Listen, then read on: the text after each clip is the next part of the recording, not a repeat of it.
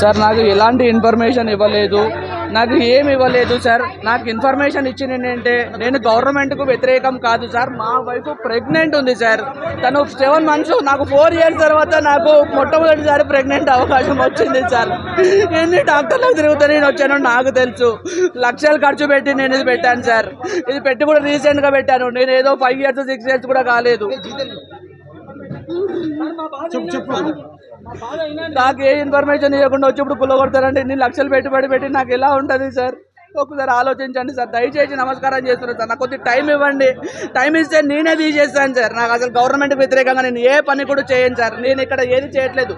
మంచి భోజనాలు సప్లై చేస్తున్నాను తప్పించి నేను ఏమి చేయట్లేదు సార్. నేను భోజనాలు సప్లై చేస్తున్నాను. నేను ఏదో ఇక్కడ ఫ్రాడ్ చేసి అది చేసి ఏది కూడా చేయట్లేదు సార్. నేను ప్లీజ్ సార్ దయచేసి నాకు అవకాశం సార్. నాకు ఎలాంటి ఇన్ఫర్మేషన్ ఇవ్వలేదు, నాకు ఏమి ఇవ్వలేదు సార్. నాకు ఇన్ఫర్మేషన్ ఇచ్చింది ఏంటంటే నేను గవర్నమెంట్కు వ్యతిరేకం కాదు సార్. మా వైఫ్ ప్రెగ్నెంట్ ఉంది సార్. తను 7 months, నాకు 4 years తర్వాత నాకు మొట్టమొదటిసారి ప్రెగ్నెంట్ అవకాశం వచ్చింది సార్. ఎన్ని డాక్టర్లకు తిరుగుతూ నేను వచ్చానో నాకు తెలుసు. లక్షలు ఖర్చు పెట్టి నేను ఇది పెట్టాను సార్. ఇది పెట్టి కూడా రీసెంట్గా పెట్టాను. నేను ఏదో 5 years 6 years కూడా కాలేదు.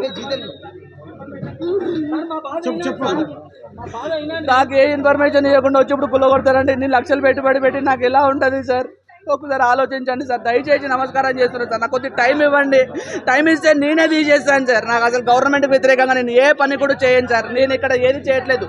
మంచి భోజనాలు సప్లై చేస్తున్నాను తప్పించి నేను ఏమి చేయట్లేదు సార్. నేను భోజనాలు సప్లై చేస్తున్నాను. నేను ఏదో ఇక్కడ ఫ్రాడ్ చేసి అది చేసి ఏది కూడా చేయట్లేదు సార్. నేను ప్లీజ్ సార్ దయచేసి నాకు అవకాశం